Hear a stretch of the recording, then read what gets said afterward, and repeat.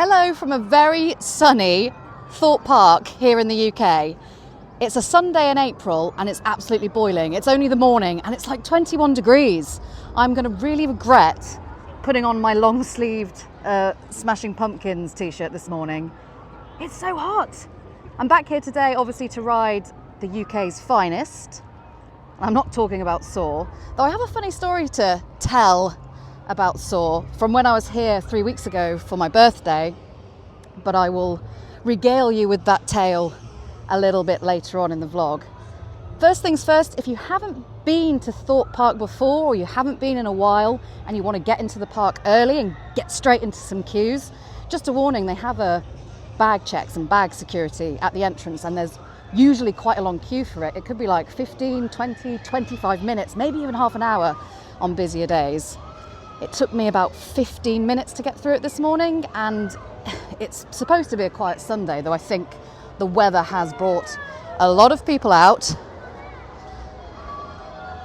I was hoping to loop Hyperia a little bit, but I might have to wait to do that later. When it comes to theme parks, I normally head straight to the furthest attraction away, you know, kind of go against the queues. That definitely works at places like Europa Park. If you head straight for Wodan, which is at the back of the park, it's about a 15-minute walk actually, you will walk on it. But when I come to Thorpe Park, I have a bit of a tradition where I just head straight for Swarm. A lot of people do that. It's really close to the entrance. You just swing a right when you come out of the dome here. But it was my favourite ride before Hyperia came along, and I just think it's a nice ride to kick things off. We're also going to talk about Stealth. That has been open for about 15% of the season. And it's not testing. I haven't seen it testing since I parked up. So I have a little hope of that opening today. Such a shame. We'll have a bit of a chat about what might be happening with that one. But first things first, let's head over to the Swarm. It definitely was running when I arrived. Let's get over there.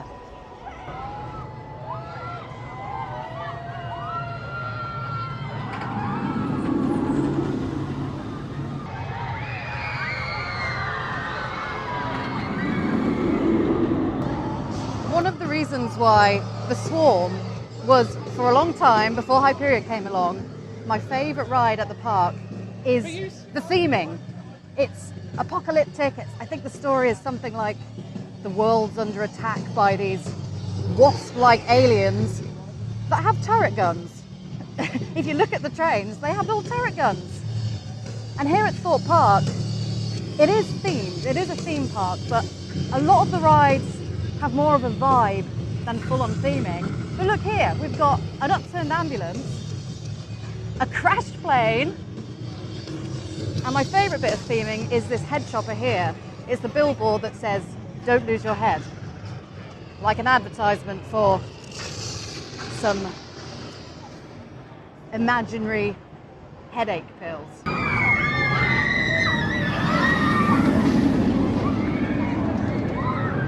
Now, if I'm going to guess, it looks like Swarm is on one train. Normally, it moves people through quite fast. The queue time's normally overestimated. Yeah, I think it's definitely on one train. But I have seen this cattle pen looking a lot fuller than it does today. So I'm hoping we'll have about a 30-minute wait or so to get on the Swarm. Let's do it. I do have a GoPro now and a chest mount, but here at Thorpe Park it's quite hard to get permission to film on ride. So it will just be off-ride footage today. But I am heading to Plopsaland Japan, Park Asterix, and Energylandia in the next few weeks. So there'll be lots of on-ride POVs coming very soon.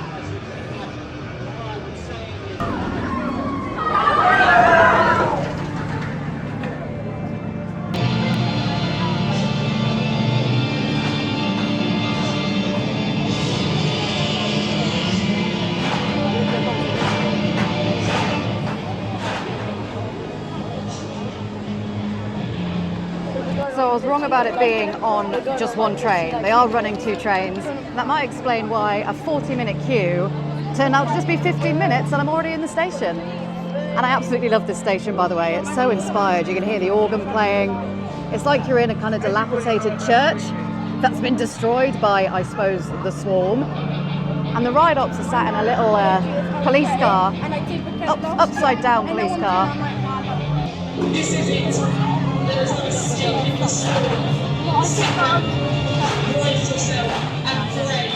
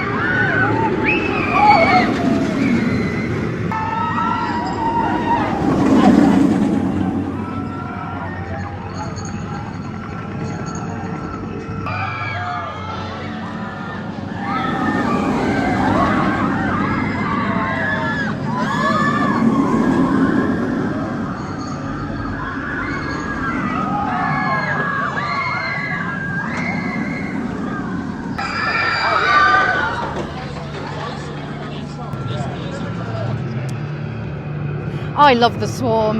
It's intense, you feel the G's, it's smooth as anything, and it's really, really well themed. It's got some great elements, like that head chopper there. It's a great ride to start your day with. And I think for people who are maybe a bit nervous about rides, it's a good stepping stone because it's thrilling enough, particularly that first drop, but it's really, really smooth and comfortable. And it's not too terrifying, it's not very long. It could do to be longer, I think, if I could change anything. I'd also change those comfort collars. They're kind of rubbery and they feel really, really restrictive.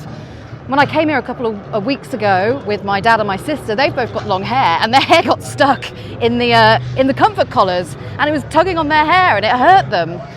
They're called comfort collars, comfortable they are not.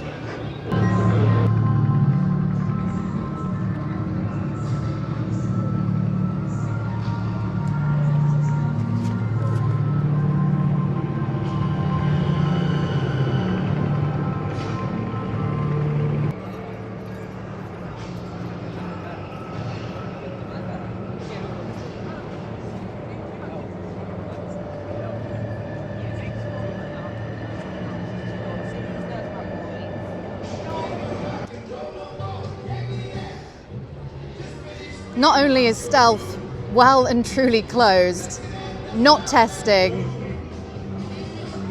but the whole Amity Speedway area is also closed. So you can't even get close to it. Stealth did open at the start of the season, but it closed shortly after that, and it was closed for about, well, it was well over a week. It was still closed when I went for my birthday, which was kind of mid-April. It was in the Easter half term. It could have even been 2 weeks. And then it did reopen again for a day or something, maybe a few days. And it's closed again. It's a real, real shame. And obviously, no one can really comment on what's going on with it. God, that speaker is loud. They've still got the funky music playing, I appreciate that. No one can really answer the question, you know, what's happening with Stealth, except for the people who work on the ride, the people that work here at Thorpe Park. But the thing is with Stealth, it's a hydraulic launch coaster and they are a dying breed now. They're falling out of fashion because maintenance issues means they're down a lot. And it's a real shame. Most rides, most launch coasters, accelerator coasters use LSMs now. Take Red Force in Portaventura World, for example. That's an LSM launch, not hydraulic. Now, I do prefer Red Force because it's bigger, right? It's grander and a little bit longer. Faster as well. But there's something about hydraulic launches that I think are punchier. They take your breath away a little bit more than an LSM launch would. Rita's the same. Rita also has a hydraulic launch. It gives riders that feeling that a lot of people kind of dread about launch coasters, that gut punch when it first launches you up the track. So maybe we can assume that something's wrong with the hydraulic launch. Oh, it's so sad just to see this whole area closed off. Because Stealth was, for a long time, Thorpe Park's flagship coaster. Kinda still is. Of course we have Hyperia now. That's the headline coaster these days. But it was Stealth, and it absolutely towers over the park. Sure, Red Force dwarfs it somewhat. Hopefully we will have more years, more rides on Stealth. I'd hate for it to end up like King Dakar, for example. Because Thorpe Park has such a good ride lineup. I think we sometimes take for granted our home parks. But you've got Hyperia, you've got Swarm, you've got Nemesis Inferno, which I'm heading towards now. It was closed earlier, looks like it's open. You've got Colossus, and then of course Soar. It's a pretty good mix of rides. And Stealth completes that. So let's just hope that they're going to get it open soon, that there's not something too drastically wrong with it. It is one of the best coasters we have here in the UK.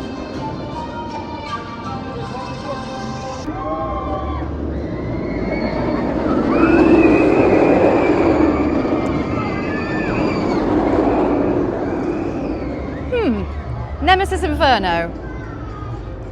For me, it's quite mid. Maybe the lower end of mid.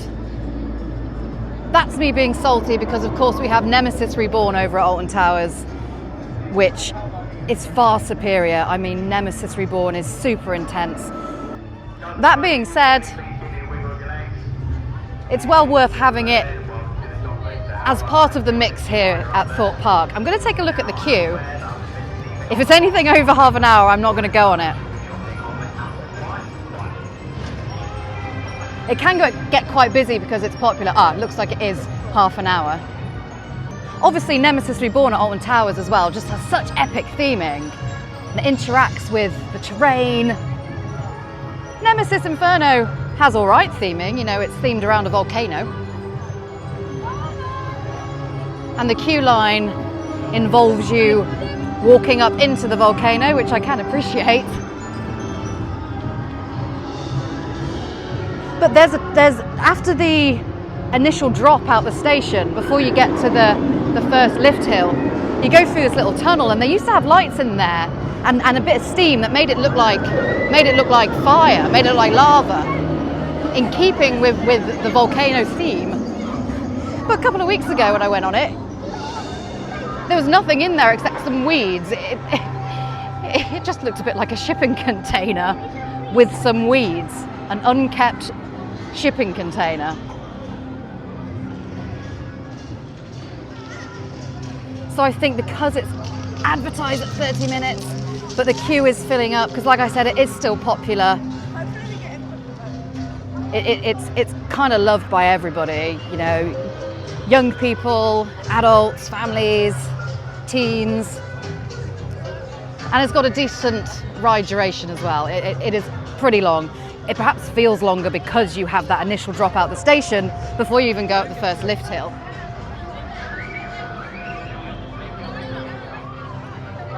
But because it's busier than I expected today, I think I'm going to give it a miss and head over to Colossus, Soar and Hyperia, and also the little area with all the flat rides, because Thorpe Park have a real good flat ride offering. Some real kooky stuff. I'd suggest if you're ever coming to Thorpe Park and it's not absolutely rammed and you've managed to get on all the coasters you wanted to head over to the ride zone, as I call it, which is just to the left of the dome, basically near Colossus. And get yourself on some flat rides, because they are fun, particularly with your mates and stuff.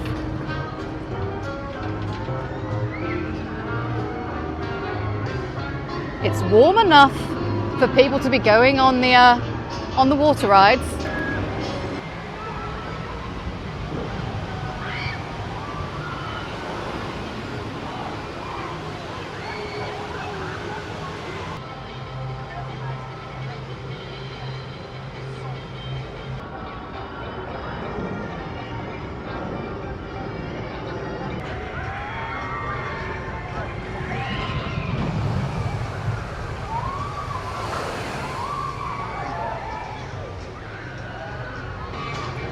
British people go a bit mad when it's hot, don't they?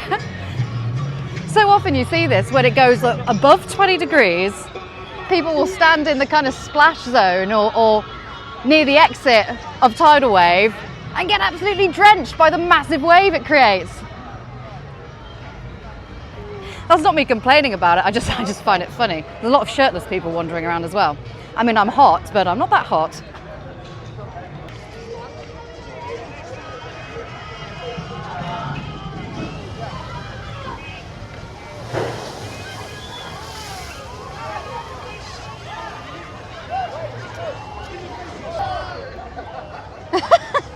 People get absolutely soaked on tidal wave. I think some of those guys swam round. I made sure I didn't get too close. But to the people that I was kind of commenting on standing in the exit and getting wet, I might actually join them. It is so hot today. Well worth coming and going on some of their flat rides if the queues are short, because you can get quite a lot of them done in in a couple of hours. It's a nice little break from the coasters. And here's Rush.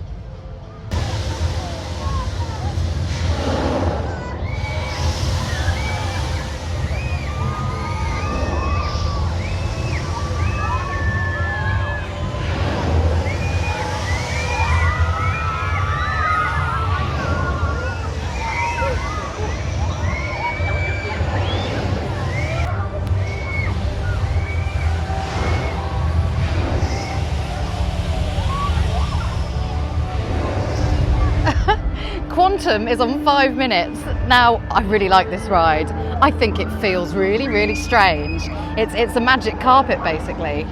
And I have it on good authority from my guy mates.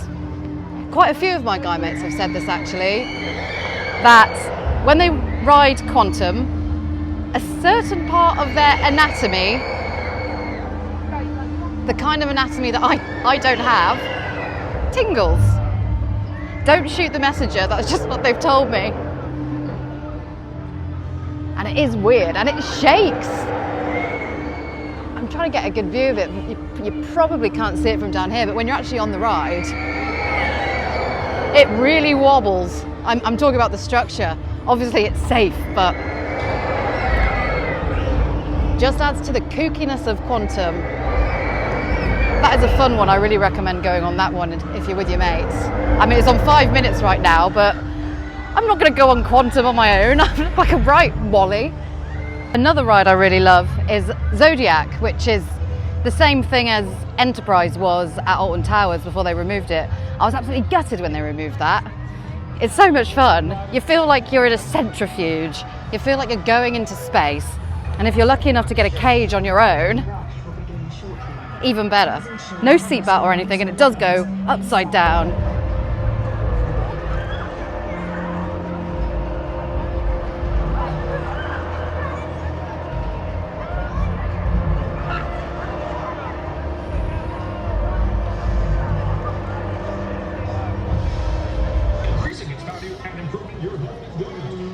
It's about 2 o'clock now, so I'm thinking of having something to eat. When it comes to food at Thorpe Park, certainly comparing it to like Alton Towers, I think you have a lot better choice. They've got KFC, they've got 2 Burger Kings now. There's one over there, back towards kind of Stealth and just a little bit past Nemesis Inferno. There's another Burger King now by Hyperia as well. That's something that Alton Towers need to bring back. is the Burger Kings, the McDonald's, you know, the chains, because the food at Alton Towers has got very expensive, and I don't think, personally, for much value.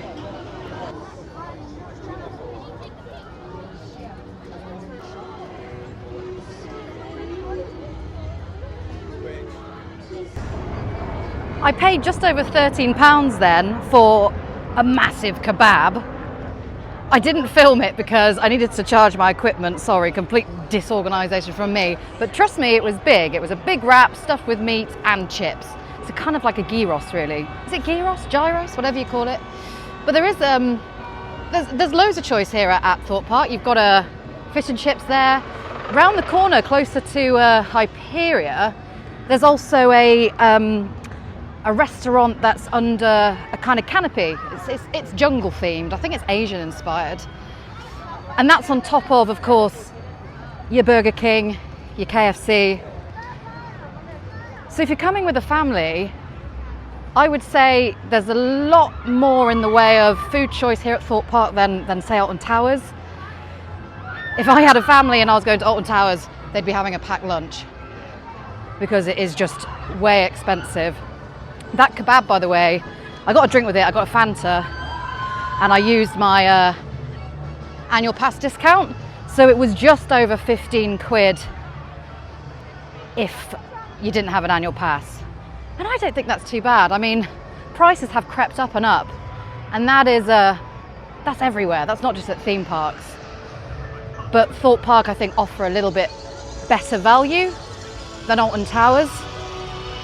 This is the jungle themed bar I was talking about. So yeah, Spice Kitchen and a bubble tea bar. And then you've got a vegetarian over here, and that smells really, really good. You've got wraps, curly fries, bean burgers, samosas. And here's the second Burger King by the UK's absolute finest, Hyperia, which is on 40 minutes. I don't think I've ever waited 40 minutes for Hyperia. The only times I've been this season were on busy days. That couldn't be helped. That was just to do with, you know, my day job and stuff and getting time off. 40 minutes for Hyperia.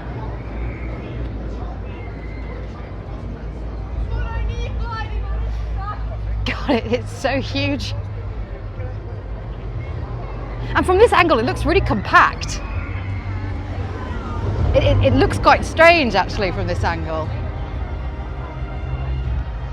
So here's how the queue's looking. I think I'm going to try single rider and see how much time it knocks off, if any, from the main queue. We tried single rider on Hyperia a few weeks ago, and it was actually longer. It's difficult to call sometimes, particularly when it's quite busy. I mean, last time I was here, sorry, not last year, the queue was about 70 minutes. And I think when it's going over an hour, going over 70 minutes, other people then think about joining the single rider queue as well, which makes it longer. I mean, we waited over an hour in the single rider queue, but then again, last year, you know, it's opening year. Sometimes I was in the single rider and it got it down to about 30 minutes. So it's a bit of a gamble. But if you're on your own like I am today, it probably is worth going single rider. I mean, it helps them fill seats and stuff. Oh, I really don't know whether to risk it or not and go in the main queue. 45 minutes, that's just standard. At, you know, a major theme park. I mean, let's have a look.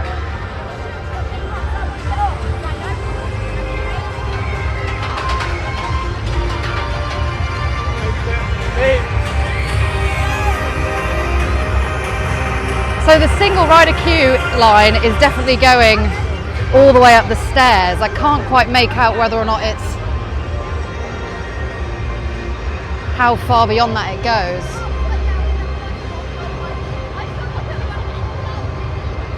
You know what? Let's go on an adventure. Let's go in the main queue. Operations are really good on Hyperia, obviously, because it gets so busy that it probably will be 45 minutes.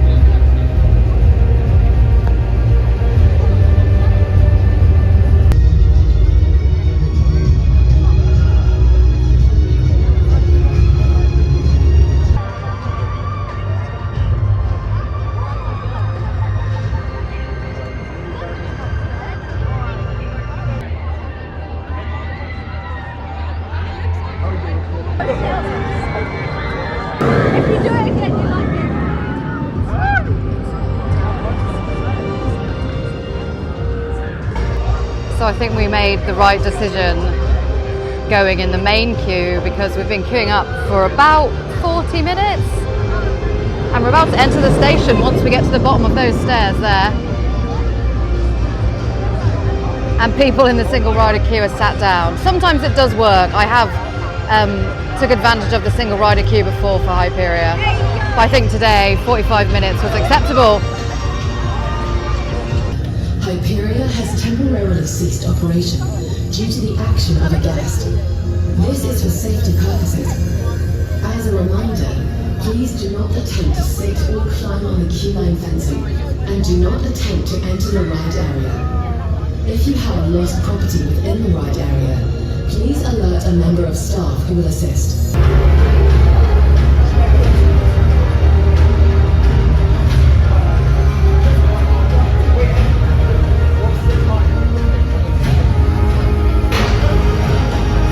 A lot happened in the last 20 minutes there. First off, I got a front row on Hyperia. I was super lucky. I have been on the front before. As a matter of fact, the first time I rode it, I was on the front, just by chance. And that will have been now my second time on the front. I don't need to review this ride. It is the best we have in the UK. We are so lucky to have Hyperia here at Thorpe Park. So, you know what, I said a little prayer for all the squished flies on the front of the train, and off we went. You were weightless for so long. You get so much hang time coming over that first drop, and it's still super smooth, super fast, super intense, just everything you want from a coaster, and you get a ton of airtime. I don't need to say any more. If you've ridden Hyperia, you know what I'm talking about. It is absolutely fantastic. But before I got onto the loaded onto the train, the ride actually stopped, and I'm going to pop a bit of footage into this video to show you what happened. Basically, we were just about to go into the station to get loaded onto the trains, and there was an announcement saying that the ride had stopped due to another rider's behaviour. There also looked to be like some kind of medical issue. I haven't filmed any of this because obviously you've got to respect people's privacy, but it was kind of happening just below the stairs at the entrance to Hyperia. Hyperia basically just shamed somebody for breaking the rules, but I guess rules are there for a reason, and it is about safety. But it went down for about 10 minutes maybe, after queuing for about 40. So all in all, that queue time didn't go over an hour, and to then end up on the front, it was just well worth it. I absolutely love this ride. It's not my favourite ride in the world, not even my favourite ride in Europe, don't get me wrong, but it is fantastic. She looks like she's black.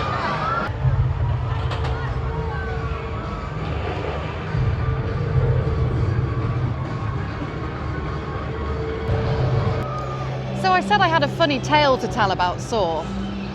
Basically about, a year ago, perhaps a bit longer, around the time that Hyperia was being built and around the time it opened, I'd basically deemed saw unrideable. It was way too rough for me. And, you know, when you had Hyperia next door, it just felt like it had completely lost its touch, really. It was just not fun to ride. But last time I was here, I came with people who hadn't been to Thorpe Park before, people who hadn't even been on Hyperia before. So obviously I wanted them to get the full experience, so I was like, yeah, fine, we'll go on Soar.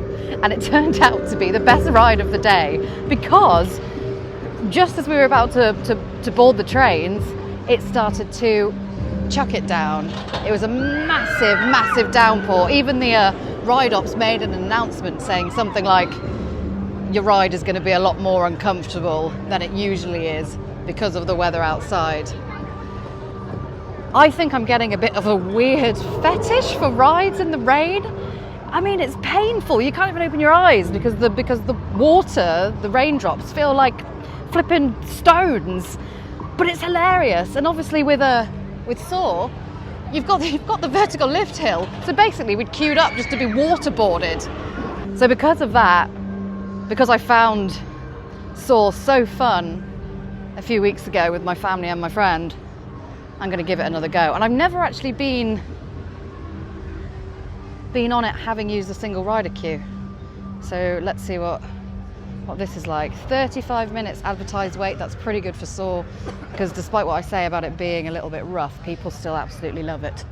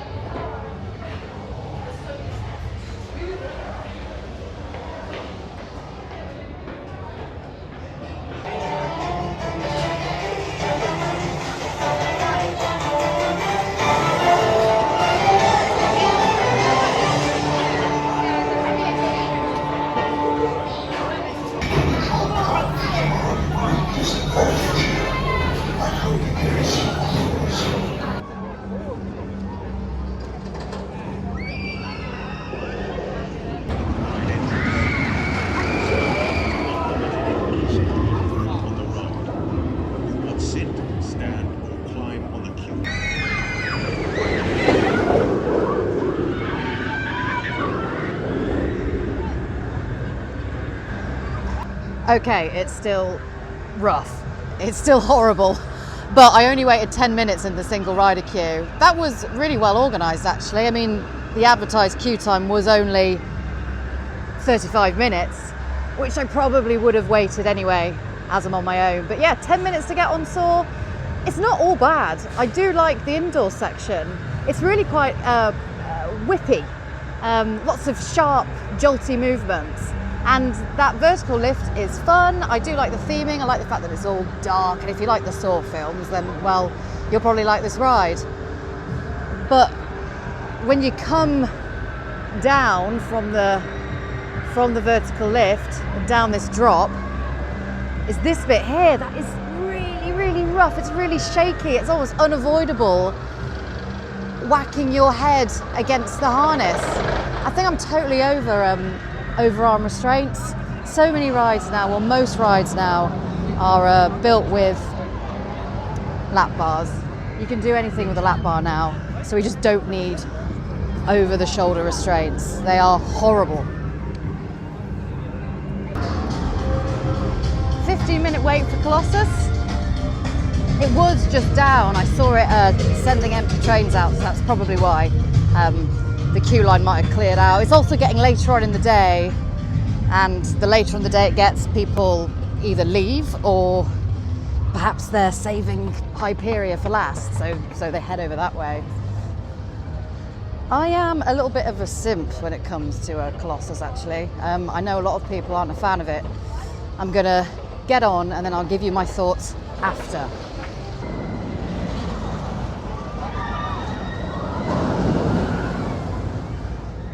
Now time for you to secure all your loose articles. This includes items such as mobile phones, keys, wallets, hats or glasses.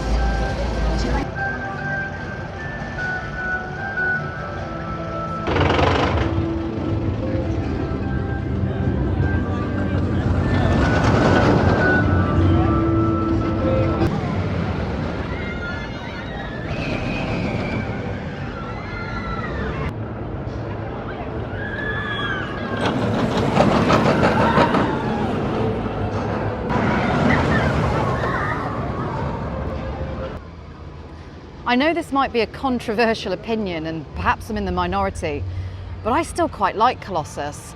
I mean, it's mid, but it's a classic, and it was the first roller coaster in the world to have 10 inversions.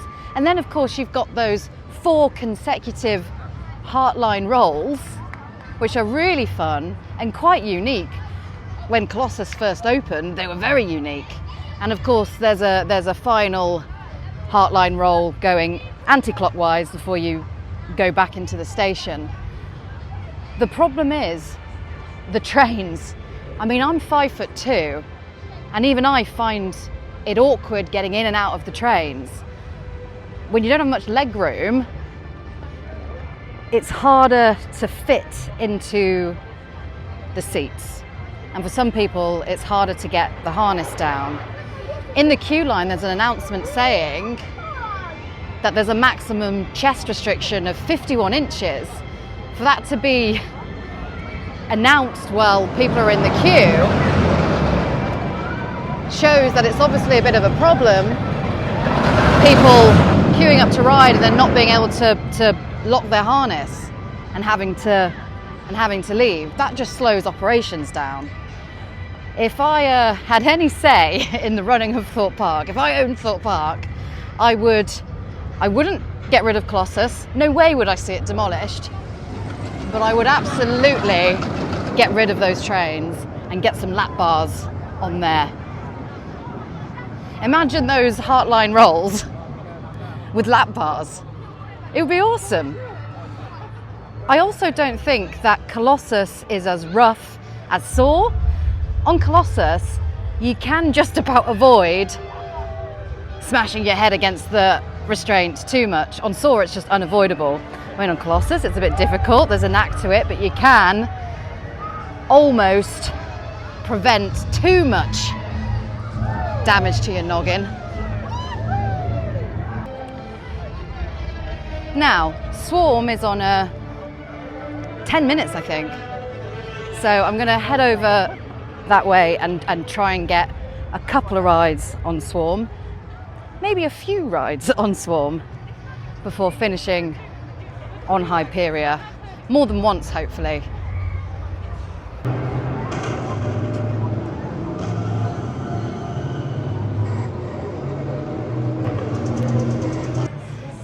So we've got to that time of the day where all the queues are short, and I literally mean all of them. Right now, Soar has a higher queue than Hyperia, and I'm in the queue for the Swarm. Well, I don't mind. I had a front row ride on Hyperia, and I'm going to loop it before I leave the park today. But can you believe it? Soar has a higher queue time than Hyperia. I think Soar was on 35 minutes and Hyperia is on 25. Absolutely brilliant. This just goes to show how much better and more reliable Hyperia is this season, because last season the queues are obviously really, really long as expected with a new ride, but it also has spent a lot of time closed last year. It valleyed, and the same thing happened again at the beginning of this season. It valleyed, it had quite a bit of downtime, and everyone thought, oh God, it's going to be like 2024 again. But now we're seeing shorter queues, which is really, really good, because that means everybody gets to have a go on it. I mean, operations today have been absolutely brilliant, aside from Stealth being closed. I mean, I've seen a few rides sending out empty trains, having, you know, the usual 5-10 minutes of downtime, but that's just normal at any theme park. We've had a near full ride offering.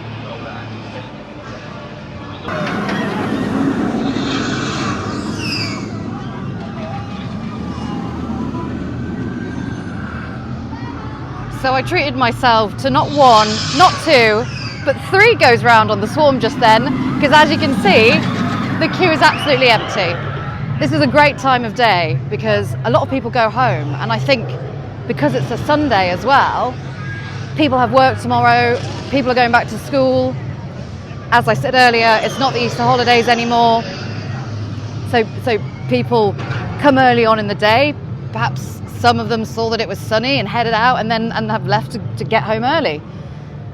So we basically have the swarm to ourselves. It meant I got to go on both sides. I still prefer the right-hand side, because when you get to this bit here, just before you go down the drop, it means you'll be above the track, so there'll be a little bit extra height. Makes it a bit more thrilling. Also, it's really warmed up throughout the day, has Swarm. It was really intense just then. Best time to ride it is later on. So if you're one of those people, like me, who go on the Swarm first, make sure you head back over later on in the day to grab another ride on it or two, because it really does warm up and you'll have a much more intense ride. What a time it is to be alive when Hyperia is on 25 minutes. We've got an hour left until the park closes. It's a 6 o'clock close tonight. So I think I'm just going to loop Hyperia as many times as I can. I'll try and get a back row. Obviously I had the front row earlier. I'm going to try and get a back row this time, and then I'll head home. I've got work in the morning as well. So I will leave the vlog here. In 2 weeks I'm going to Energylandia, and I'll be taking my GoPro and my chest mount. So there'll be some POVs and on-ride footage coming from that vlog. Shortly after that, I'm going to Plopsaland Japan in Belgium to get back on Ride to Happiness. Park Asterix as well. And a little bit later on, I've got my big trip to Epic Universe and Universal Studios, Universal Islands of Adventure, Busch Gardens, SeaWorld, all of it. So there will be vlogs and content coming from those trips as well. If you want, you can find me on TikTok and Instagram as well. It's Scream Queen. That's Scream with 3 M's. I was Coaster Cat, but I changed it because it was lame. So I'm Scream Queen now. If you made it through this whole vlog, then thank you very much for sticking around, and I'll see you next time.